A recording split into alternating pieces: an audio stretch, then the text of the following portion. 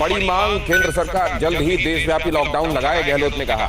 Oxygen, दवाइयां, medical staff की होगी किल्लत, कहा अशोक गहलोत ने। नीति आयोग के सदस्य वीके पॉल ने भी कही थी बड़ी बात, नेशनल लॉकडाउन के ऑप्शन पर चर्चा हो रही है, कहा था वीके पॉल ने। All India institute of medical sciences Covid task force के मुखिया वीके पॉल ये सब नेशन वाइड लॉकडाउन के बारे में कह चुके हैं, और ये बात अब अशोक गहलोत राजस्थान के मुख्यमंत्री ने भी कही है।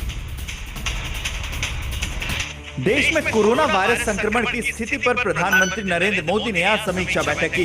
बैठक में उन्हें विभिन्न राज्यों में कोविड प्रसार की जानकारी दी गई।